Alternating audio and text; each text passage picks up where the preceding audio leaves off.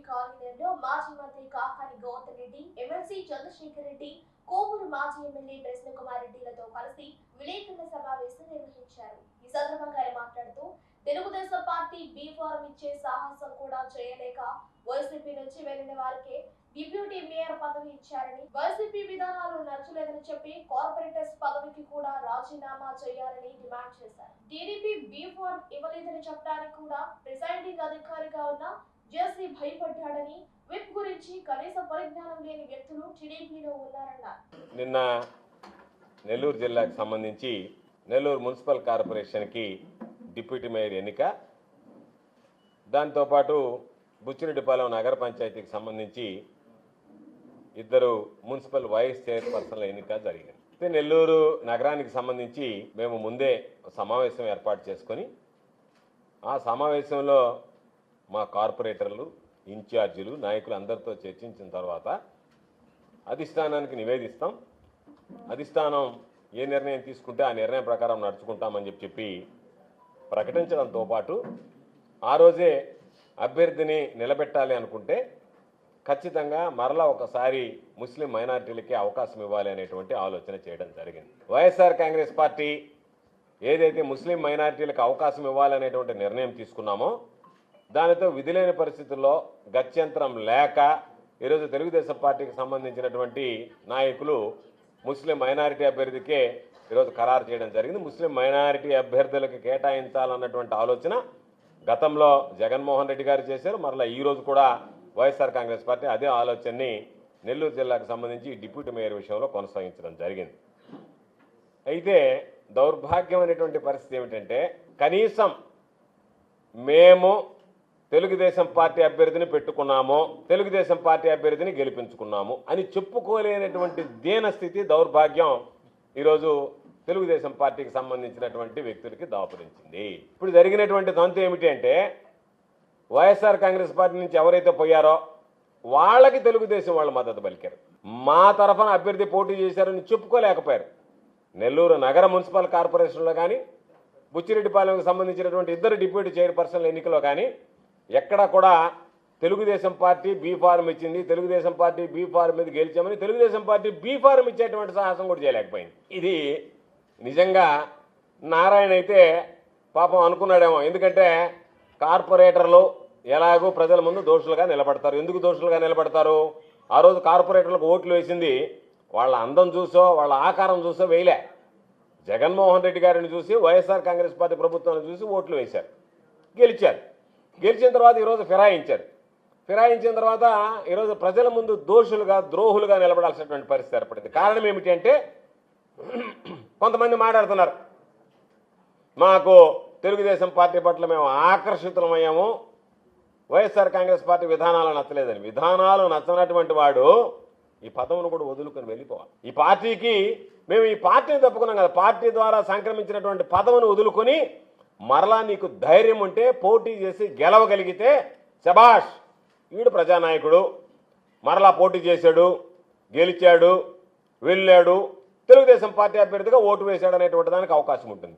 అలా కాకుండా YSR Congress Party B form మీద జగన్మోహన్ రెడ్డి గారి ఫోటో పెట్టుకొని గెలిచినటువంటి ప్రబుద్ధులు ఈరోజు ఫిరాయించి మేము వైస్ చైర్పర్సన్ ఎన్నికల్లో, డిప్యూటీ మేయర్ ఎన్నికల్లో మేము తెలుగుదేశం పార్టీకి వంతకాకే.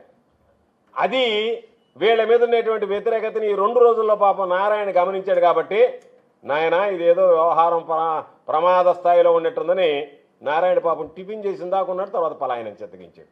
టిఫిన్ మీటింగ్, ఆఖరి మీటింగ్, బ్రేక్ఫాస్ట్ మీటింగ్. ఆ తర్వాత ఇంకా నారాయణ కనపడలేదు. Narayana disappeared from Nellore scene. Narayana Nellore సీన్లో ఎప్పుడో మున్సిపల్ కార్పొరేషన్లో రివ్యూ పెడితే వస్తాడు. ఈ లోపల అక్కడ రాజధానిలో వాటిలో ఉంటాడు బిజీగా. కాకపోతే నీకు ముఖజ్ఞలకు రాలేదా? లేదులే ఏదైనా పాపం కార్పొరేటర్ని బలి పశువులు చేసాం, మన పని అయిపోయిందని చెప్పి వెళ్ళిపోయావా? దానికి సమాధానం చెప్పాల్సినటువంటి పరిస్థితి. నువ్వు మంత్రి అనేది పక్కన పెట్టి నిన్ను మంత్రిగా భావించాల్సినటువంటి అవసరం లేదు. దేనికంటే నువ్వు అక్కడ అడ్డమైనటువంటి వాటికి తెరదీసావు. నువ్వు ఒక మున్సిపల్ కార్పొరేషన్ మంత్రిగా ఉండి, మున్సిపల్ వ్యవహారాల శాఖ మంత్రిగా ఉండి, కాబట్టి దాన్ని పెద్దగా పట్టించుకోబడి మీ సొంత జిల్లా నెల్లూరులో బుచ్చిరెడ్డిపాలెంలో అదే పరిస్థితి, నెల్లూరు నగరంలో అదే పరిస్థితి ఏర్పడిందంటేనే నువ్వు ఇంకా దానికి సంబంధించినటువంటి దాంట్లో నువ్వు ఒకసారి ఆత్మపరిశీలన చేసుకుంటే నేను అర్హున్నా కాదనేది అర్థమవుతుంది. కానీ నిన్న మాత్రం ఒకసారి ఆత్మపరిశీలన చేసుకున్నాడు. ఓహో, నేను కార్పొరేషన్ హాల్లోకి అడుగుపెట్టడానికి అర్హుడు కాదు ఎన్నికని చెప్పి పలాయనం చెత్తగించాడు. లేకపోతే నువ్వు నెల్లూరు నగరానికి సంబంధించినటువంటి శాసనసభ్యుడే కదా, దాని ద్వారానే కదా నీకు మంత్రి పదవి సంక్రమించి ఉండేది. కాబట్టి ఒక శాసనసభ్యుడిగా నువ్వు ఉండి నువ్వు ఏమీ లేకుండా నువ్వు పలాయనం తెగించి వెళ్ళిపోయినటువంటి పరిస్థితి ఏర్పడింది. అక్కడ హాల్లో దౌర్భాగ్యం ఏంటంటే పాపం మా కార్పొరేటర్లు మా సేనయ్య అడిగాడు. ఏమడిగాడు? అయ్యా మేము బొబ్బల సేనయ్య అడిగాడు. ఏమని అడిగాడు? అయ్యా మేము బీఫార్మ్ ఇచ్చాం ధైర్యంగా, ఎవడన్నా బీఫార్మ్ ఇచ్చాడా అంటే పాపం joint collector presiding officer B Pharm Telugu Desam party వాళ్ళు ఇవ్వలేదని చెప్పలేకపోయాడు. అతను అదే దౌర్భాగ్యం. అంటే అధికారులు ఎట్టున్నారంటే వాళ్ళని చూస్తే నాకు అనిపించింది, మామూలుగా సాధారణంగా ఈ జిల్లాలో చాలామంది రెవెన్యూ మంత్రులు పనిచేశారు. నేదురుమల్లి జనార్దన్ రెడ్డి గారి దగ్గర నుంచి నల్లపురెడ్డి శ్రీనివాసరెడ్డి గారి దాకా ఉద్దండలు రెవెన్యూ మంత్రిగా పనిచేశారు. వాళ్ళు రెవెన్యూ మంత్రిగా పనిచేసిన హయాంలో కూడా ఇక్కడ ఉన్నటువంటి కలెక్టర్లు జనసుజన్ గారు ఆ రోజు కలెక్టర్గా ఉన్నాడు, నల్లపురెడ్డి శ్రీనివాసరెడ్డి గారు రెవెన్యూ మంత్రిగా ఉన్నప్పుడు, సుజాతారావు గారు నేదురుమల్లి జనార్దన్ రెడ్డి గారు ఉన్నప్పుడు ఇక్కడ కలెక్టర్గా పనిచేశారు. వాళ్ళు కలెక్టర్లుగా పనిచేసిన అంత అనుభవం కలిగినటువంటి వ్యక్తులు మంత్రులుగా ఉన్నా ఏదన్నా ప్రజలకు సంబంధించి తేడా వస్తే వెళ్ళి చెప్పేవాళ్ళు, వాళ్ళకి నచ్చ చెప్పేవాళ్ళు. ఇదిగో ఇది చేస్తే ఇది వ్యతిరేకం, ఇది మంచిది కాదు అని చెప్తే వినేవాళ్ళు. ఈరోజు వాళ్ళకన్నా ముందు వీళ్ళు మనుకొని ఉన్నారు. కలెక్టర్లు జాయింట్ కలెక్టర్లు వీళ్ళు పోయి చెప్తున్నారు వాళ్ళకి ఏ విధంగా జడగొట్టాల వ్యవస్థనని చెప్పి. దానిలో భాగంగా ఒక అంశాన్ని ఒక కార్పొరేటర్ అక్కడ ఉండేటువంటి సభ్యుడు లేవనెత్తే జాయింట్ కలెక్టర్కి రాసి ఇవ్వాలంట. రాసి ఇస్తే జాయింట్ కలెక్టర్ రాసి ఇస్తాడంట మళ్ళీ తిరిగి కనుక నోటితో చెప్పడానికి. అంటే నోటితో చెప్పడానికి ఇబ్బందికర పరిస్థితులు ఏర్పడ్డాయని పాపం వాళ్ళు చెప్పుకోలేకపోయారు. ఎమ్మెల్యేలు వాళ్ళు మేము మా అభ్యర్థిని గెలిపించుకున్నామని చెప్పి వచ్చిన అయితే వాళ్ళు అడుగుతున్నారు, మీరు ఎవరిని గెలిపించారు? ఇండిపెండెంటే కదా అంటే ఇండిపెండెంటా? ఓయమ్మ ఇండిపెండెంట్ అని చెప్తే ఏమో లేదు మేము గెలిపించుకున్నామా. మేము ఒక ఆయన ఏమో మామూలుగా నెల్లూరు ఆయన రూరల్ ఎమ్మెల్యే గారు ఆయన కానుగ్గా ఇచ్చారంట. ఎవరికి? లోకేష్ బాబుకి, చంద్రబాబు నాయుడు గారికి, డిప్యూటీ సీఎంకి. ఏం కానుక ఇచ్చావు? మా ఎమ్మెల్యే అభ్యర్థిగా గెలిచినటువంటి వాడిని తెలుసుకుని నువ్వు కానుక ఇచ్చిన ఆయనకి. మాకు సంబంధించి కార్పొరేటర్ అభ్యర్థిగా గెలిచిన డిప్యూటీ మేయర్ చేసి కానుక ఇస్తారా? ఒరే ఏదన్నా మాట్లాడాలన్నా చేయాలన్నా కూడా ఏ విధంగా ఉండాలి ఎవరు చెప్పారు. ఇప్పుడు విప్పు చెల్లదని చెప్పాడు ఎవడో ఒక కాన్స్టిట్యూషనల్ ఎక్స్పర్ట్ అని ఒక ఆయన రాజ్యాంగ నిపుణులు తీసుకొచ్చారంట రాత్రి. ఆయన రాజ్యాంగ నిపుణుడు వచ్చి అన్ని పరిశీలించి ఏం లేదు 1/3, 2/3, 3/3 అంటే అసలు కనీసం మీకు అవగాహన ఉందా? మీకు తెలుసా? విప్పుని గురించి తెలుసా? 1/3 ఏంది, 2/3 ఏంది?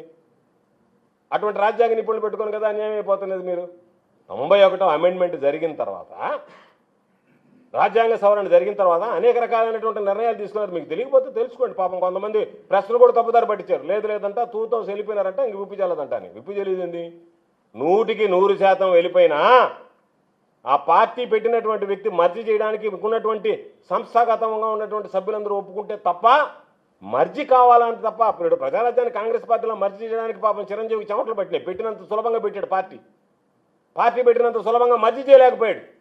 మర్జీ చేయడానికి చెమటలు పట్టాయి. కాబట్టి పూర్తిగా పార్టీ విలీనమైతే తప్ప ఆ పార్టీకి సంబంధించినటువంటి వ్యక్తి ఎవడు ఫిరాయించినట్టే 100% వెళ్ళిపోయినా కూడా వాళ్ళు ఫిరాయింపుల కిందకి వస్తారు. 91 రాజ్యాంగ సవరణలో తీసుకున్నటువంటి నిర్ణయాల్లో ఈరోజు చాలామంది తెలియక మాట్లాడుతున్నారు. 2-3 నిర్ణయాలు ప్రధానమైన నిర్ణయాలు ఉన్నాయి. వాటిలో ఒకటేంటి, ఎవరైతే లోక్సభలో ఎంత సంఖ్య ఉందో ఆ సంఖ్యలో 15% మందే మంత్రులుగా ఉండాలి ప్రధానమంత్రితో కలిసి. ఈరోజు ఆంధ్ర రాష్ట్రానికి సంబంధించి ఎంత శాసనసభ స్థానాలు ఉన్నాయో దానిలో 15% ఉండాలా ముఖ్యమంత్రితో కలిసి. అందుకే మనకి 26 మందిని ఎందుకు పెడుతున్నారు? లేకపోతే 50 మందిని పెట్టి కూర్చోడా? ఈరోజు చంద్రబాబు నాయుడు 26 మందిని ఎందుకు పెట్టాడు? ముఖ్యమంత్రి గారు కాక ఇంక 25 మందే ఉండాలి కాబట్టి. అంతకు మించి ఇవ్వడానికి లేదు.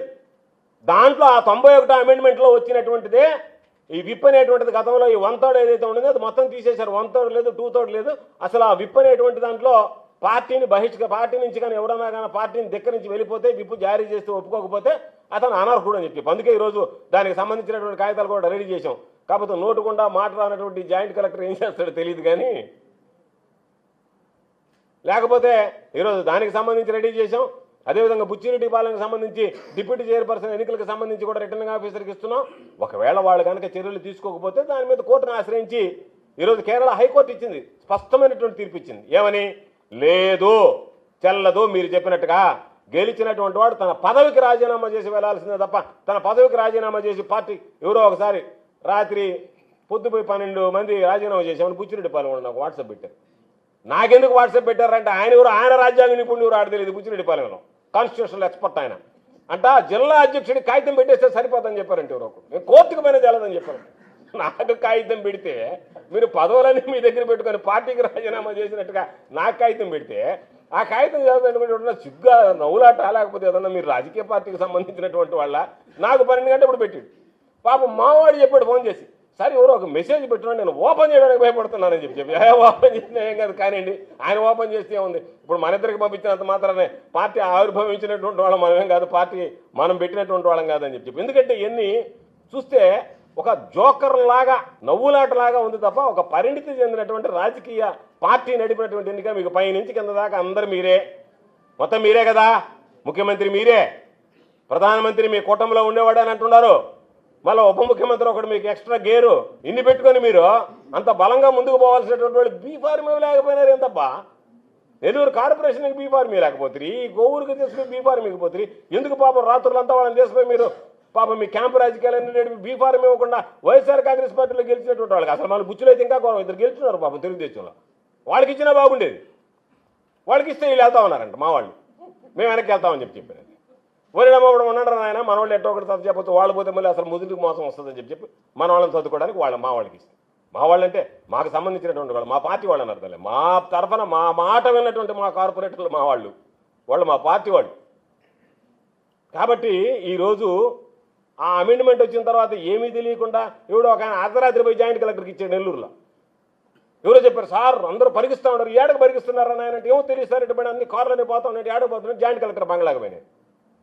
జాయింట్ కలెక్టర్ ఏమైనా కిడ్నాప్ చేస్తారేమో అనుకున్నాను నేను, ఎందుకంటే నెల్లూరు తిరుపతిలో జరుగుతుంది కదా, అటు రాత్రి రేపు ఎలక్షన్కి ఈయన లేకుండా చేస్తారేమో పాపం, అందుకే ఏమైనా పోతున్నారేమో అనుకున్నాను నేను. కాదంట, ఆయన కాగితం ఇవ్వడానికి పోయాడు. ఆయన కాగితం ఇచ్చి ఆయనకి మొత్తం మేమందరం రాజీనామా చేసేసాం, వైఎస్ఆర్ కాంగ్రెస్ పార్టీకి రాజీనామా చేస్తే జాయింట్ కలెక్టర్ చేయడానికి ఏం అధికారం ఉంది? జాయింట్ కలెక్టర్ వైఎస్ఆర్ కాంగ్రెస్ పార్టీకి రాజీనామా చేశామని చెప్పి కార్పొరేటర్లు పోయిస్తే ఆయన్ని గుర్తించమన్నారంటే చీలిక వర్గం కింద వెళ్ళని. ఆయనకి ఎంతలో రాజ్యాంగం హక్కు ఉందో నాకు తెలియదు. జాయింట్ కలెక్టర్ గారికి మేము చీలిక వర్గము వైఎస్ఆర్ కాంగ్రెస్ పార్టీలో, మమ్మల్ని గుర్తించండి చీలిక వర్గం కింద, కాబట్టి అప్పుడు మా మీద అనర్హత వేయబడుతుంది. ఎన్ని మోసాలు ఎందుకు చేశారు మీరు? కార్పొరేటర్లు ఎదురు తిరిగారు, అయ్యా మా ఉద్యోగాలు పోయేటట్టుకుంటే మేము రావనని. దాన్ని అతిక్రమించడానికి అబ్బాయి చీలిక వర్గం ఏర్పడిపోయింది, రాజీనామాలు చేసాము అని దొంగ నాటకాలు అన్నీ ఆడి ఏదో ఒక విధంగా వాళ్ళ చేతులు ఎత్తిచ్చారు. అందుకని ఈరోజు ఒకటే గుర్తుపెట్టుకోండి, పాండవులు కూడా ఓడిపోయారు జూదంలో, కానీ కురుక్షేత్ర యుద్ధంలో పాండవులది పై చేయింది. కాబట్టి ఈరోజు మీరు ఆడినటువంటి జూదంలో వైఎస్ఆర్ కాంగ్రెస్ పార్టీ బలపరిచినటువంటి అభ్యర్థులు ఓటమి పాలై ఉండొచ్చు, కానీ రేపు అంతిమంగా రేపు రాబోయేటువంటి ఎన్నికల్లో ప్రజలు ఇవన్నీ గమనించిన తర్వాత మీకు బుద్ధి చెప్పడానికి సిద్ధంగా ఉన్నారు. వైఎస్ఆర్ కాంగ్రెస్ పార్టీ ఘన విజయం సాధించబోతుంది నెల్లూరు జిల్లాకు సంబంధించి కానీ రాష్ట్రానికి సంబంధించి కానీ అని చెప్పి సందర్భంగా తెలియజేస్తుంది. ఖచ్చితంగా ఇది మనం చూసినటువంటి చరిత్ర. గతం జోదంలో తాత్కాలికంగా కౌరవులు విజయం సాధించినా కురుక్షేత్ర యుద్ధంలో మాత్రం పాండవులు విజయం సాధించారు అనేటువంటిది నగ్న సత్యం.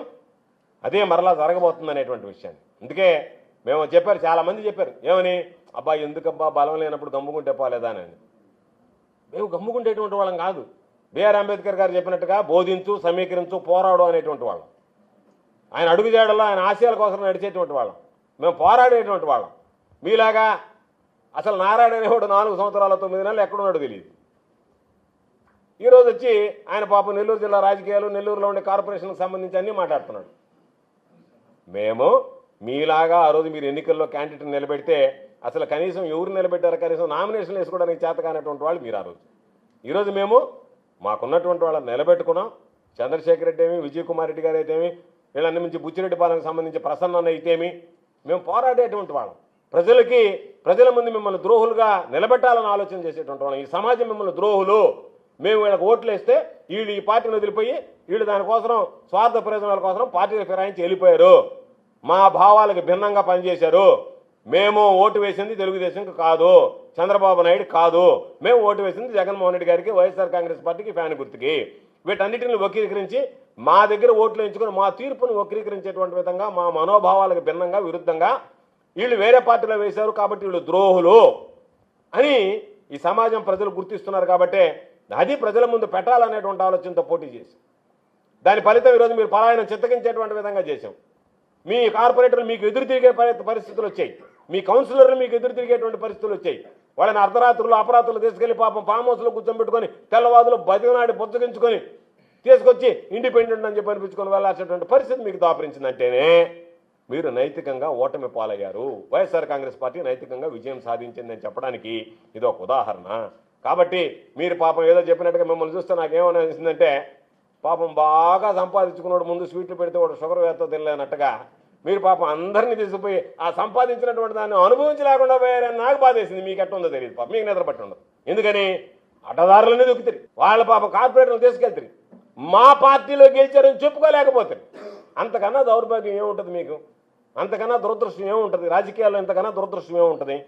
కాబట్టి ఈరోజు మరలా చెప్తున్నాం, ఈరోజు మేము ఓటమికి భయపడో మరొక దానికి భయపడో పారిపోయేటువంటి వాళ్ళం కాదు. అందుకని నిన్న బుచ్చి వెళ్ళినప్పుడు చెప్పాం, మాకు సంబంధించినటువంటి కౌన్సిలర్లు ఎవరైతే మాతో నిలబడ్డారో, మాకు సంబంధించి ఓటమి పాలవుతామని చెప్పి ఎవరైతే పోటీ చేశారో వాళ్ళకి చెప్పాం, పార్టీ రేపు అధికారంలోకి వస్తుంది.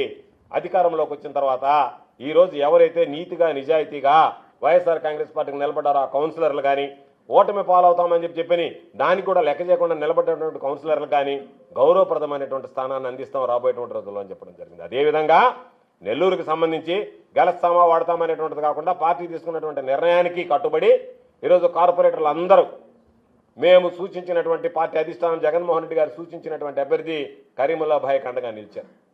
ఓడిపోతామా, ఓడిపోయేదానికి పోటీ చేయడం అనేటువంటి ఆలోచన చేయకుండా కరీముల్లా భాయ్ పోటీలో నిలబడ్డాడు. కాబట్టి మరలా చెప్తున్నాం, కరీముల్లా భాయ్కి నిన్ననే చెప్పాను నేను, భాయ్ నువ్వేం బాధపడద్దు, డిప్యూటీ మేయర్ పదవికి నిన్ను పోటీ చేయించాం, ఆ స్థాయికి తగ్గకుండా రేపు వైఎస్ఆర్ కాంగ్రెస్ పార్టీ ప్రభుత్వం ఏర్పడిన తర్వాత నీకు పదవి ఇప్పించేటువంటి బాధ్యత మా అందరిది అని చెప్పడం జరిగింది. మరలా ఈరోజు పత్రికాముఖంగా చెప్తున్నాం. దానితో పాటు ఎవరైతే కార్పొరేటర్లు ఈరోజు పార్టీ కోసం నిలబడ్డారో, నిలబడి పని చేశారో, ఏది ఏమైనా ఎన్ని ఒత్తిళ్లకు లొంగకుండా ఎన్ని భయాలు పెట్టినా ప్రలోభాలు పెట్టినా బెదిరించినా బ్లాక్మెయిల్ చేసినా భయపడకుండా నిలబడ్డారో వాళ్ళందరినీ రేపు గుండెల్లో పెట్టి చూసుకునేటువంటి బాధ్యత వైఎస్ఆర్ కాంగ్రెస్ పార్టీ ప్రభుత్వం ఉంది. జగన్మోహన్ రెడ్డి గారి దృష్టికి ఇప్పటికే పేర్లతో సహా పంపించాం. వీళ్ళు నీతిగా నిజాయితీగా మనతో నిలబడ్డటువంటి కార్పొరేటర్లు, వీళ్ళు మనతో నిలబడ్డటువంటి కౌన్సిలర్లు అని చెప్పడం జరిగింది. కాబట్టి వీళ్ళందరికీ కూడా గౌరవప్రదమైనటువంటి సముచితమైనటువంటి స్థానాన్ని ఇవ్వడానికి తప్పనిసరిగా ఇస్తాం, ప్రయత్నించడం అది ఇచ్చి తీరుతామనేటువంటిది ఈ సందర్భంగా తెలియజేస్తూ ఈరోజు చూస్తే పరిస్థితులు బాధేస్తుంది. ఎమ్మెల్సీనే కిడ్నాప్ చేశారంటున్నారు ఎవరో పాపం తిరుపతికి సంబంధించినటువంటి దాంట్లో.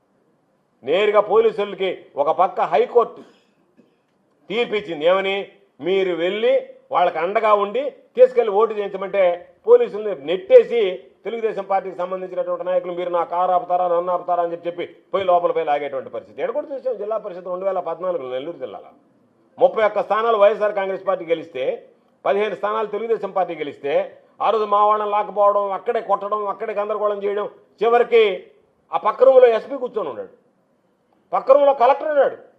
అయ్యా మా వాళ్ళని లాకపోతున్నారంటే ఎస్పీ జోబులో నుంచి సెల్ ఫోన్ తీసాడు, చూసుకుని జోబులో పెట్టుకున్నాడు. మా వాళ్ళని తెలుగుదేశం పార్టీ వాళ్ళు ఎస్పీ గెరివాల్ అతని పేరు, అతను జిల్లా పరిషత్లో పక్కన మా మీటింగ్ హాల్ పక్కన ఉంటే పక్క రూమ్లో కూర్చొని ఉన్నాడు, సిఓ రూమ్లో. తెలుగుదేశం పార్టీకి ఇది ఆనవాయితీ. జిల్లా కలెక్టర్ గారు రెండోసారి సమావేశంలో వీళ్ళు గొడవ చేస్తున్నారు, వీళ్ళు నెట్టేయండి అంటే కొంతమంది పోలీసులు తెలుగుదేశం పార్టీకి సంబంధించిన జెడ్పీటీసీలు నెట్టేశారు. నెట్టేసిన వెంటనే ఎస్పీ వచ్చాడు. పాపం ఆ మైక్ ఆన్ అయింది తెలియదు ఆయనకి, ఎస్పీకి. కలెక్టర్ చెవులో చెప్పడానికి బయట నుంచి మైక్లో చెప్పేసి పోయాడు. ఏమని చెప్పాడు, మైక్ ఆన్ అయింది, కలెక్టర్ కూర్చొని ఉన్నాడు, నేను కూర్చున్నట్టే. వెనక నుంచి వచ్చి ఏం చెప్పాడు, పైనుంచి డీజీ గారు ఫోన్ చేశారు, sir your duty is not to control, your duty is only to provide law and order అంటున్నాడు. కాబట్టి మేము వాళ్ళని నెట్టలేమని. వాళ్ళని నెట్టబోయేటప్పుడు వాళ్ళు కలెక్టర్ మీదకి వస్తుంటారు పైకి, ఆమె వాయిదా పడిపోతుంది. కాబట్టి ఎప్పుడైనా తెలుగుదేశం పార్టీని జనం ఏసడించుకునేది ఎందుకు, కానీ ఎందుకో పాపం చంద్రబాబు నాయుడు మోసాలు, చంద్రబాబు నాయుడు దుష్ట పరిపాలన, ఈసారి కూడా మారుంటాడేమో లేనటువంటి ఆలోచనతో నేను మారాను అంటే రంగు మారాల్సిందే తప్ప చంద్రబాబు నాయుడు బుద్ధి ఆడు మారదు కదా. కాబట్టి నేను మారాను అంటే పాపం ఆయన రంగు మారాడా, మనిషి మారాడా, మనసు మారిందా అర్థం చేసుకోకుండా ఓట్లు వేసి పాపం ఈరోజు మోసపోలేరు ప్రజలు. కాబట్టి దానిలో భాగంగానే ఈరోజు తిరుపతిలో జరిగేటువంటి ఎన్నికల్లో నేను వాయిదా పడ్డా, ఈరోజు దౌర్జన్యాలు జరుగుతున్నాయి. అది కూడా ఏదో ఒక విధంగా మా ఖాతాలో వేసుకోవాలనేటువంటి ఆలోచన తప్ప ఎవడు ఎట్టపోయినా ఇబ్బంది లేదనేటువంటి ఒక దుర్మార్గమైనటువంటి ఆలోచనకు పూనుకుంటున్నారు. కాబట్టి ఇది సరైనటువంటి పద్ధతి విధానం కాదు. కాబట్టి ఏది ఏమైనా అంతిమంగా నిన్న జరిగినటువంటి ఎన్నికల్లో వైఎస్ఆర్ కాంగ్రెస్ పార్టీదే నైతిక విజయం. కాబట్టి దానితో పాటు ఈరోజు మరలా చెప్తున్నాం, ఎవరైతే అనర్హత వేయాలనో విప్పులు వాళ్ళకి సంబంధించినటువంటివి కూడా సిద్ధం చేసి ఈరోజు ప్రిసైడింగ్ ఆఫీసర్కి ఇస్తున్నాం. ప్రిసైడింగ్ ఆఫీసర్కి ఇచ్చిన వెంటనే నేను ఎవరైతే విప్పుగా నియమించబడ్డాడో ఊటుకూరు నాగార్జున మా కార్పొరేటర్, అదేవిధంగా అక్కడ నియమించబడ్డటువంటి బుచ్చిరెడ్డిపాలెం నియమించబడినటువంటి మా కౌన్సిలర్ షాహుల్, వీళ్ళిద్దరూ కూడా ప్రిసైడింగ్ ఆఫీసర్స్కి ఈరోజు వేటు వేయండి అని చెప్పి ఇస్తున్నారు. దీని మీద వీళ్ళు చర్యలు తీసుకోకపోతే మేము కోర్టును ఆశ్రయించి కేరళ హైకోర్టు కూడా ఈ మధ్య స్పష్టమైనటువంటి తీర్పునిచ్చింది కాబట్టి వీళ్ళని త్వరగా వాళ్ళని అందరినీ కూడా అనర్హులుగా ప్రకటించేటువంటి విధంగా చర్యలు తీసుకుంటాం. అవసరమైతే ఇంకా సర్వోన్నత న్యాయస్థానానికైనా వెళ్ళి ఈ విధంగా ఈ కొనసాగితే కొంతమంది అనుకుంటున్నారు ఆ కోర్టులో ఈ కోర్టులో కూడా ఒక సంవత్సరం గడిచిపోతే అప్పుడు మా పదవి అయిపోద్ది. అలా కాకుండా పదవిలో ఉన్నప్పుడే వీలైనంత వరకు న్యాయస్థానాలు కూడా స్పందించి వాళ్ళని పదవిలో ఉన్నప్పుడే అనర్హులుగా ప్రకటించేటువంటి విధంగా బుచ్చిరెడ్డిపాలెంకి సంబంధించి ఫిరాయించినటువంటి కౌన్సిలర్ కానీ, నెల్లూరుకు సంబంధించినటువంటి కార్పొరేటర్లు ఫిరాయించినటువంటి కార్పొరేటర్ల మీద కానీ చర్యలు తీసుకోవడం జరుగుతుందని చెప్పి ఈ సందర్భంగా తెలియజేస్తూ, మాకు సహకరించినటువంటి కార్పొరేటర్లు, స్థానికంగా ఉండేటువంటి నాయకులు, మా ఇన్ఛార్జీలు అందరూ కూడా నిన్న మా ఎమ్మెల్సీగా ఉన్నటువంటి పర్వతిరెడ్డి చంద్రశేఖర్ రెడ్డి గారు వెళ్ళి దగ్గరుండి పాపం మా వాళ్ళందరినీ తీసుకువెళ్ళి ఓటు వేయించి మాకున్నటువంటి దాంట్లో నీతిగా నిజాయితీగా పోరాడాం. కాబట్టి మా పోరాటంలో ఎక్కడా కూడా ప్రజలు తెలుసుకోవాల్సింది, ప్రజలు మాకు ఇచ్చినటువంటి అవకాశాన్ని దాన్ని నిలబెట్టుకునే దానికి ప్రయత్నం చేసాం తప్ప మేము ఎక్కడా తోక ముడుచుకుని పారిపోవడమా పలాయన చిత్తగించాలనేటువంటి ఆలోచన చేయలే. దేనికైనా మోటుకోవడానికి సిద్ధంగా ఉండేటువంటి వాళ్ళం. కాబట్టి ఆ విధంగా పనిచేయడానికి మాకు సహకరించినటువంటి కార్పొరేటర్లందరికీ మరొకసారి పేరు పేరున హృదయపూర్వకమైనటువంటి ధన్యవాదాలు తెలియజేస్తాను.